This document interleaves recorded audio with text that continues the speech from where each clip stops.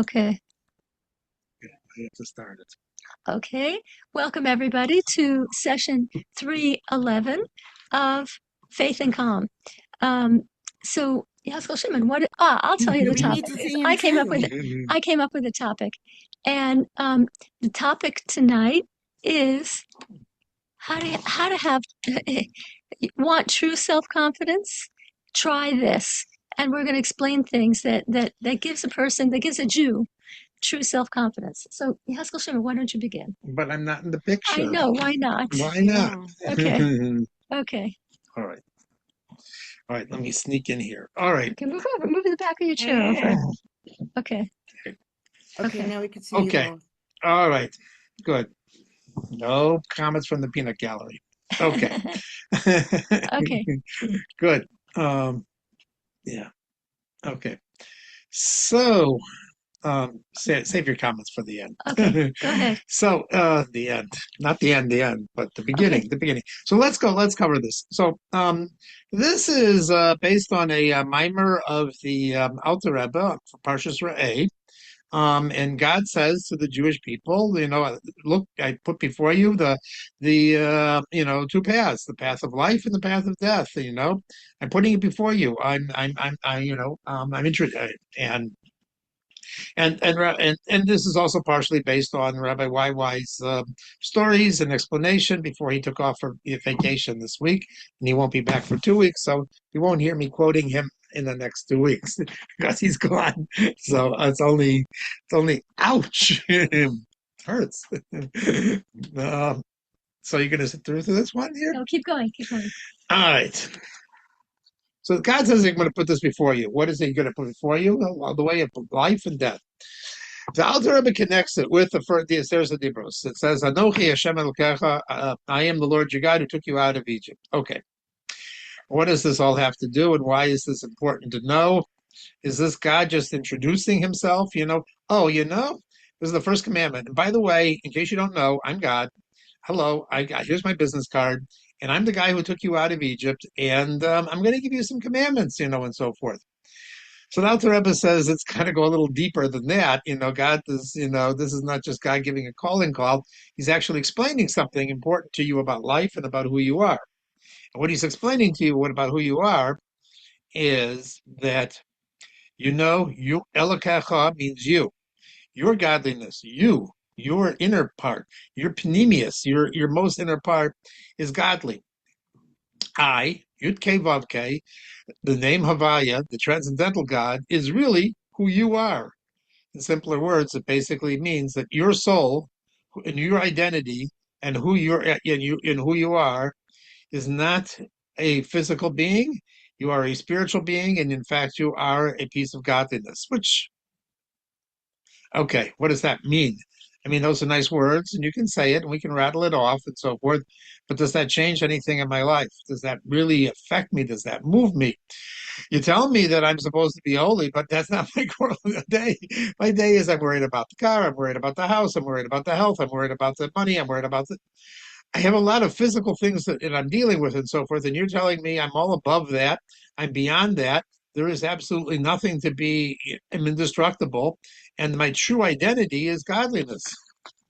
And at that point, my mind sort of shuts off, and I go back to thinking about my other issues, and I sort of tune out this class. Don't tune out this class. I got something interesting to tell you.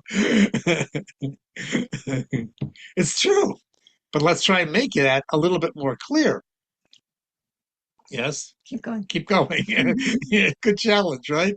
This is a fundamental idea here that we're going to discuss today. So hold on, okay? So when God says Anochi Hashem Elokecha, it means Yud Ke Vav Ke, I am the God. It means basically that um, we have to look at the letters, the Yud and the Hey and the Vav and the Hey.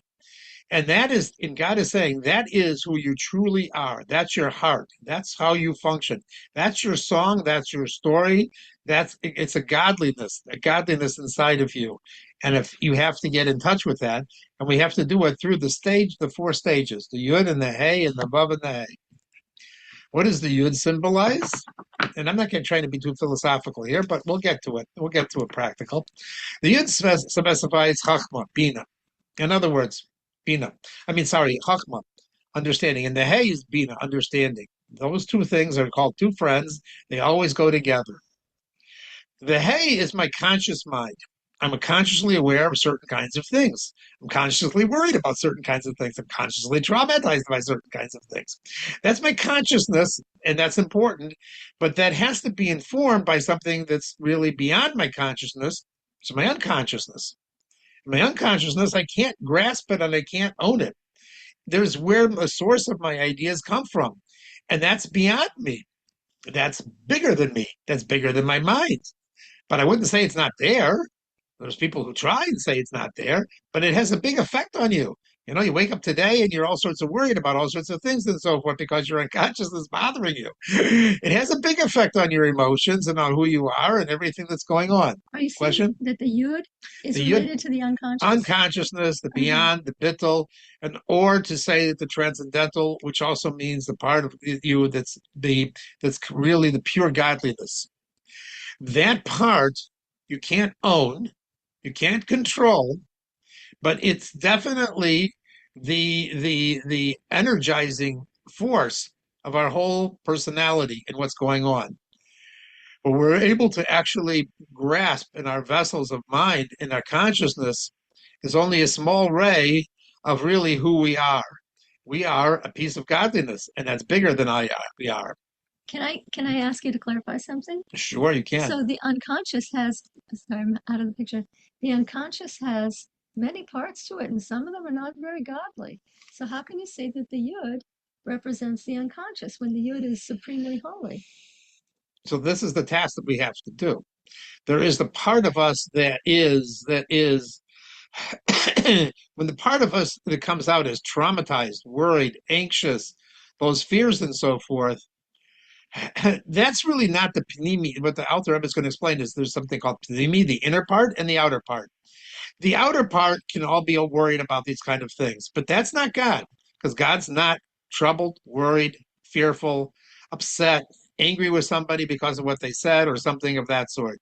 So when we're really in tune and in line between the Yud part of our personality and the Hey part of our personality, we're unflappable. The problem is that oftentimes where these two things are disconnected. And we'll give a couple stories now and try and explain that.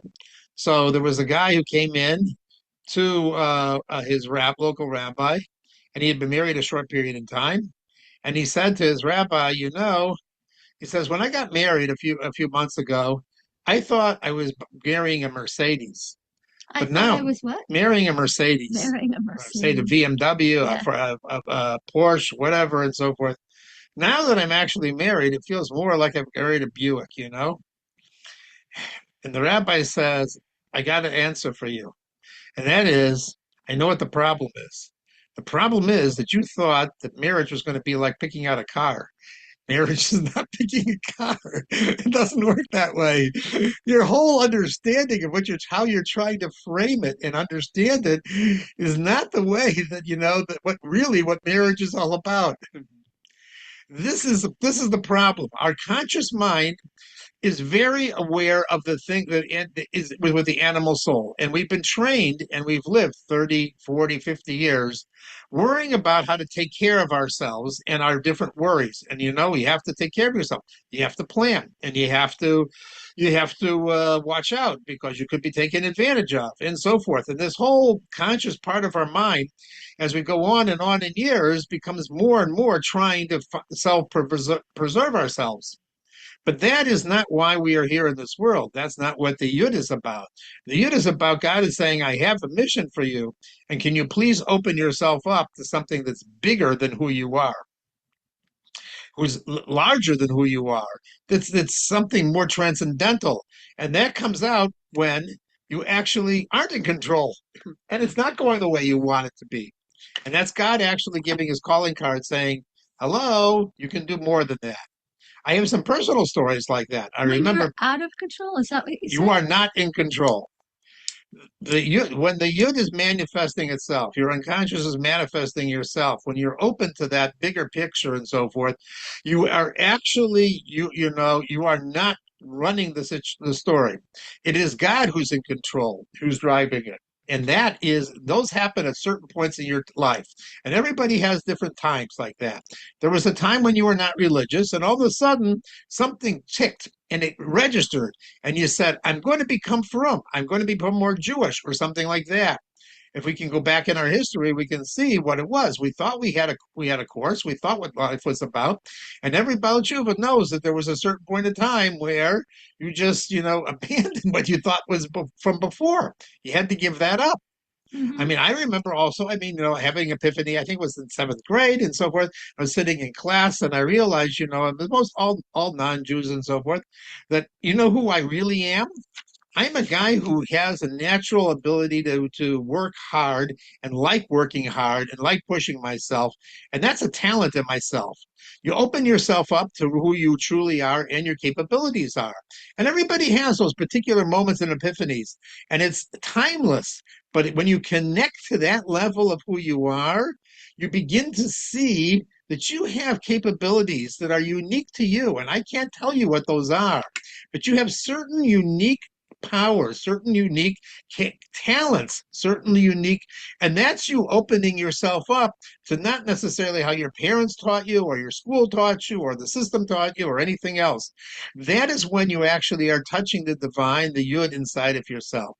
Now, you have to, afterwards, you have to then internalize those things, and that means your understanding of it. You have to go and you have to analyze it. You have to hash it out with somebody. That's when your conscious mind starts bringing it down into the physical world. So these two things go together. A, being open to the fact that there's something bigger than you that could actually be going on here. But why would I give the example of, he was in the mikveh this morning and he was getting angry at a particular person. And when he stepped out, he realized, you know what? That's not who I am, and that's not my godly side. And I don't necessarily need to, to make myself small and think about myself in relationship to him and be fighting with this person or something like that. That is God giving his calling card saying, there's a yud there, there's something bigger than this, and you're not supposed to go by it. I'll give you two more stories along these lines. One time, the Lubavitcher Rebbe had a whole bunch of. Excuse me. So, to summarize, you're saying we're bigger than we think. The Lubavitcher Rebbe was once had a audience with a bunch of teenage kids, and the teenage kids all took up pieces of pads of paper to take notes because they were asking questions like, "What is a Rebbe?" And the Rebbe said, "You know what? They're going to walk out of this meeting and they're going to have a paper Rebbe, but they're not going to have me." And the same thing is when So you what did he sometimes do? he just, that's what he said to his advisor, but he couldn't do anything because that's what they wanted to do. The same thing is with us. There's a story of a guy who who was a very intellectual, learned person, very scientific and so forth, and he had to go to a psychologist. And he was sitting at the psychologist's office, and of course, he brought a whole notebook to take notes for what he's going to learn from in the session. And the psychologist told him, "You better take that notebook and throw it away because you're going to walk out of here and think that you understand, you've got it, you understand your unconsciousness and so forth. Better 5 minutes of actually understanding yourself than having a whole notebook of ideas and thoughts that I give you or you come up with in this session." So there are things that you cannot capture that are bigger than you, and that is the experience of being in touch with your yud. And then there's the part where you actually internalize it. That's the second part, where you start thinking about it and applying it in your life. The vav is when you start making it into your midos, when you start emotionally relating to the idea. In other words, sometimes in trauma classes, they tell you, think about where you're sitting and feel the weight of yourself sitting in the chair and so forth. That's internalizing it. That's embodying the experience. And sometimes when people are very disconnected and aren't very in touch with their emotions or their yud, their godliness, that's the most they can do is just be in touch with the feeling of I'm sitting here, I'm in a chair, and it's comfortable, and I feel my weight on the back of the chair. That is a start. But what God is saying is ultimately it's aligning all four things together. It's having the yud, being open to the fact that, my mind is not necessarily how my mind thought my life was going to go and what was going to happen today and how I was going to relate to this person and how it was going to work at work and what was not going to work or whatever those other things. It may be God is opening me up to something that I have another unusual way of solving this problem. I have had many technical problems at work at times or in my school and everything else. And you know what? The biggest accomplishments came when I actually was completely frustrated and I had to come up with a whole new original way of solving this thing. Going through my PhD and coming up with a different way, a different idea, coming up with an idea of how to do exercises to keep my so you face these walls in life, and then it's God asking you to crack yourself open. That's the yud, that's the bittul, that's the openness to something bigger. Then you have to turn it into your mind, and then you have to bring it in and embody it in your emotions. And then finally, the last hay is articulating it in your thought, speech, and action to actually do things that you have combined. When you do have all these four things aligned, when your actions and your speech and your thought are aligned with where your emotions are, and those emotions are related to where your mind is basically understood things, and your mind is open to the transcendental part of your mind, going back up the chain again, that's when you're aligned. And this explains a fascinating thing. It says that when a baby is in the womb of the mother, he learns the entire Torah. Okay, all right, and then he forgets it when he comes out. Now, can you really learn? I mean, people spend their whole life learning the Torah. In 9 months, do you think it's time enough to learn the whole Torah? What God is basically saying is, I'm shining, when you're in the embryo, in the baby there, he's shining this yud, the light of bittul, on that embryo. And he's showing you a whole thing. And now when you're born, you'll be able to then relate to it, because here's the story. When people tell something to you and it connects to you and you say, that is so much me, that is so much my experience, that is so, all of a sudden you told me something that's so related to life, that resonates with a person. That means that you're actually in touch with that yud part of yourself. Something beyond you has actually come into it. So nobody can fake something. Rabbi YY said, how do people know when I'm trying to sell them snake oil or whether I'm telling them something truth? And the answer is, trust yourself. When you are in touch with your true identity, not the fragmented, not the anxious, not the traumatized part, it will resonate with you and you'll say, wow, I got to do that. That makes sense. It comes into the mind, in the conscious mind, it comes into the emotions, and it comes into the actions. And you move. You become frum. You decide to go to classes. You decide to pray harder. You decide to animate. It animates your davening. It animates your mitzvahs. It animates everything else. Because you know what? It connected to that part of myself that always knew who I was supposed to be and what I'm supposed to do. That's when we have those rare moments of, I'm aligned. My yud is connected to my hey, it's connected to my vav, it's connected to my hey. I'll finish with an interesting story along these lines. And that is the story of the second president of Israel. He was called Zalman Shazar. He came from a Lubavitch family. His name was Shneur Zalman Rabinowitz or something like that. Yeah. That's why they call him Shazar. He grew up in a religious family in Russia, but he decided not to be religious back in 1910 or something like that and to join the Zionists. And he joined a very left-wing part of the Zionist party. And he eventually became a chachalutz in Israel and did all the spraying of the swamps and a settler, whatever, and he became he was connected with Ben Gurion and all the party people, and that's why they made him the president of Israel, the second president, when Weizmann passed away. But he always had a warm spot for his upbringing, even though he was not religious in any particular way. And he would come to New York for diplomatic reasons, and when he came, he would come to 770 to see the Lubavitcher Rebbe. And the Lubavitcher Rebbe was very warm with him and spent a lot of time with him and had a lot of connections with him.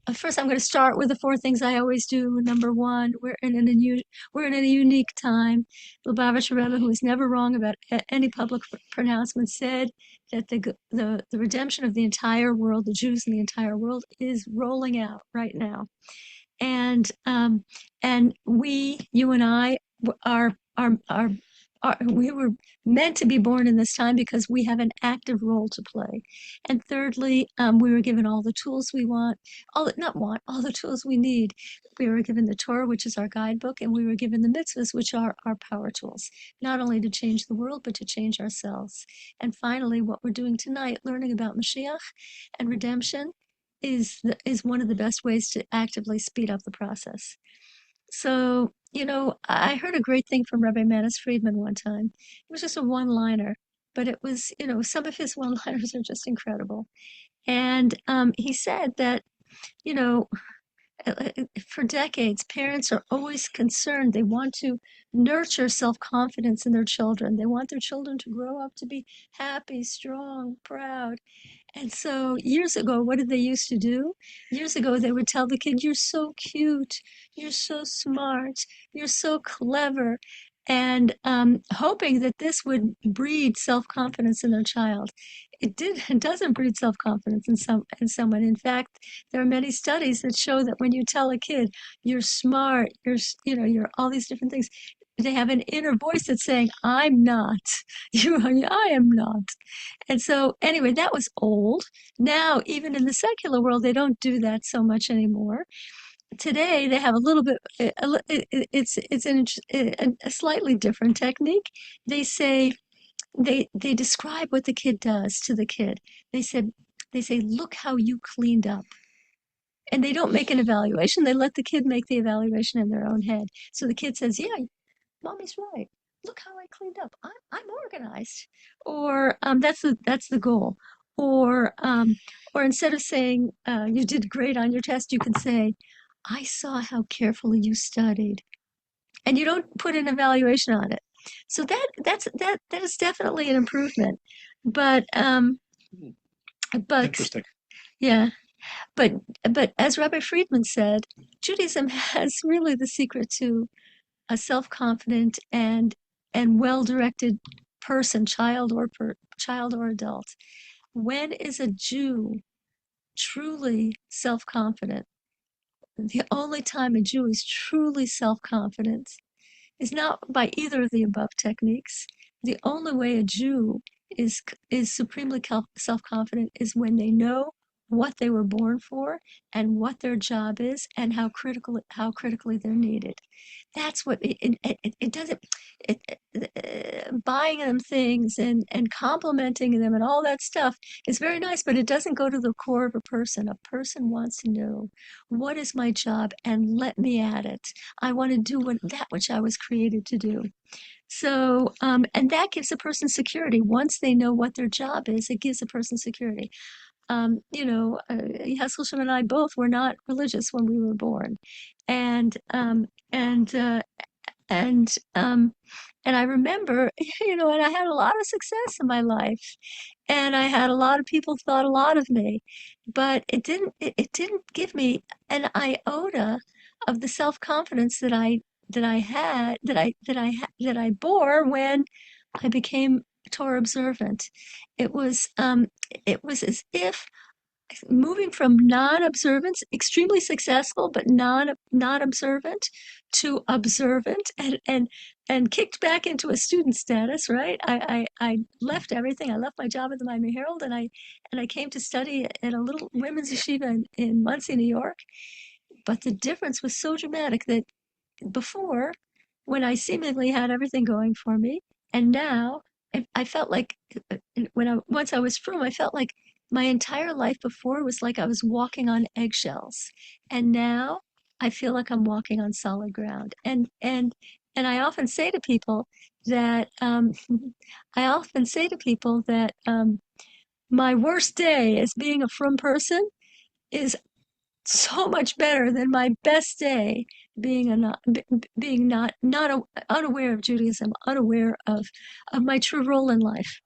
So anyway, but as Jews, okay, we know what our job is, right? We know that we learn Torah and we do mitzvahs, but from time to time there are innovations even in the service of a Jew, even in Torah and mitzvahs. There are different generations that had different main tasks assigned to them.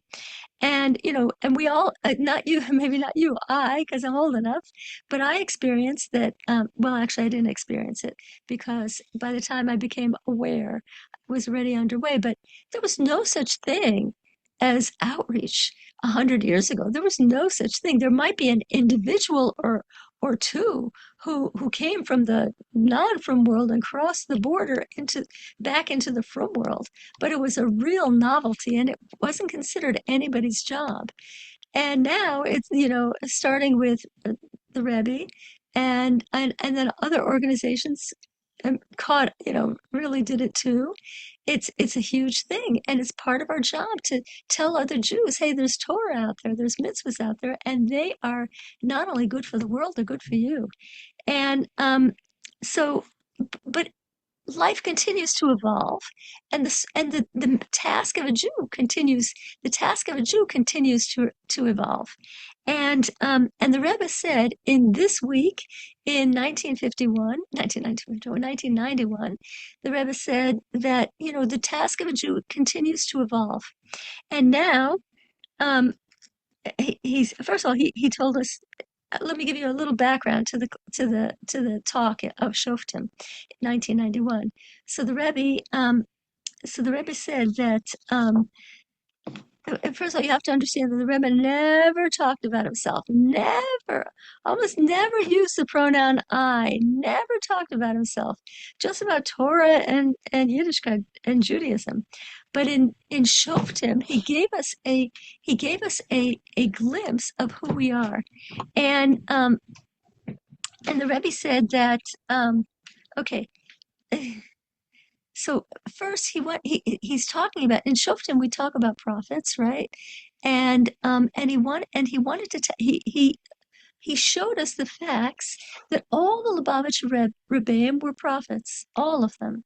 And also he undid the Rebbe also undid the widespread misunderstanding that prophecy ended at the era of the First Temple. Prophecy did not end. The word is not end. It said it was nistalic. Nistalic means it lifted up. It was a little bit above, not so available. But there were always people who spoke with a level of understanding of what's going on in the higher worlds. Rashi, a lot of people. So the Rebbe proved that all the Rebbeim before him were prophets, and finally, and then he goes on to say that he's also a prophet. But he doesn't use the word I. He says the Nasi Ador, the leader of the generation, is also a prophet. And then but for people who are listening, for people who were in the audience, they were not. It was shocking that the Rebbe was saying that the Nasi Ador is a prophet because he's telling us stuff that usually he doesn't talk about. But it wasn't such a. But the fact that the Rebbe is a prophet, everybody already knew it. I mean, from the hundreds of prophecies he gave to people about them, what's going to happen to them. Jonathan Sacks, right? Jonathan Sacks was a college kid, and he told him that you're going to be you're going to be I don't know if he said a chief rabbi of England. You're going to I don't know what exact words were, but it was shocking to Jonathan Sacks, and indeed that's what happened to him. And but even women and not even women, I'm just saying there were women who passed by him and they were already they were much older, and the Rebbe said, Mazel tov, you're gonna have a baby this year, and all this kind of stuff, the he knew that people who were doctors said they're going to die in 2 hours. The Rebbe knew that they're going to be fine. and so many things. And also, we know that I've said this before, that in the 6 Day War, everybody was scared to death in Israel. The president of the country was scared to death. He got on national radio and he started crying. He wanted to encourage the people, but instead he just started bawling. But there was one voice, Lubavitch Rebbe, who said, "It's going to be amazing. We are, Hashem is setting the stage for a miracle, a miraculous victory that is on the level of the miracles of when we exited from Egypt." And we know the 6 Day War was absolutely miraculous. So The same anyways, with Iron Curtain. The same, I guess he predicted that Soviet Jews will be leaving. yes. Yeah, I heard Professor Branover, the one he told. I heard him years later when he was giving a class in Boston.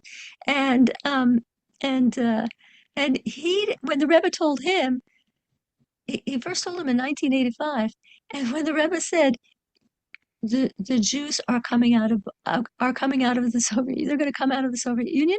You have to build housing. You have to build a lot of housing, and he didn't believe it. Branover was like this. He was so tied to the Rebbe, but he couldn't understand what the Rebbe was saying. There's no basis in reality for this. And then the Rebbe's office called him back, and the Rebbe said, "I know you don't see this, but it's going to take time, but this is what is happening." So anyway, that wasn't the surprising part, that the Rebbe was more open about the fact that he's a prophet, a Torah level prophet. What is a Torah level prophet? He's somebody who is someone who knows the Torah backwards and forwards, somebody who is totally committed to Torah and mitzvahs, and makes at least 2 prophecies that come true. Rebbe has hundreds of prophecies, thousands of prophecies. So the audience wasn't surprised by that. They were surprised about the Rebbe's openness, but they were not surprised about that. But what came next, everybody was surprised about. The Rebbe said that, and so what's your job, Jewish people? I've said that the Nasi Ador is a prophet, and what does this mean for you? And he explained. Maybe some people knew it, but most people didn't know it. If the Nasi Ador is a prophet, then under Torah law, you are obligated to do whatever he says, and you are forbidden from doubting him and forbidden from testing him too much. And so what happened?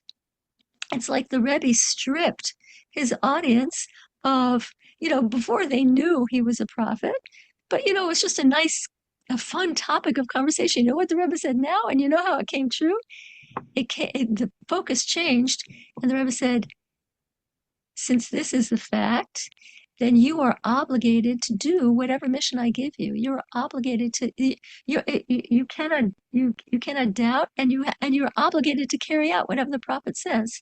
You don't have free will in this. You have to you're dealing with a Torah level prophet, and he's giving you marching orders.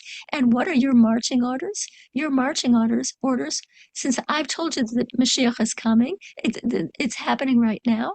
You are obligated to tell every Jew in your surroundings, everybody that you have a connection to, you're obligated to tell them that this is what's happening, that Mashiach the Mashiach is imminent, and it's happening, and to get ready in any way you can." So before, we were we were impressed with the Rebbe, but now we are obligated to do what the Rebbe says.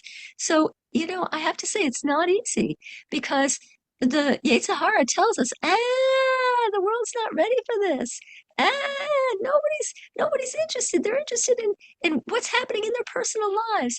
They don't want a new job of going around to tell people they're going to doubt us. If we say that, they're going to look at us like we're crazy. But you don't have that option you have to do it. This is the mission given to us by a Torah level prophet. So I'm speaking to myself. I'm not speaking to you. I'm just saying that I have to do it with more diligence and more alacrity. So anyway, do I want to help the mission or not became irrelevant. It doesn't matter if you want to do it or you don't want to do it. Under Torah law, you must do it. So if knowing your job and doing your job is what gives a person self-confidence, then this too, believe it or not, this gives us self-confidence when we actually do that which we're supposed to do, that which we were ordered to do, a mitzvah. So anyway, and not an optional one. Anyway, I'm going to end there, and I'm going to turn off the router, and I'll be on for just another couple of minutes. Let's see. Let me try and turn off the recording. No. How do I, what's going on? Stop recording. Okay. So thank you everybody for joining.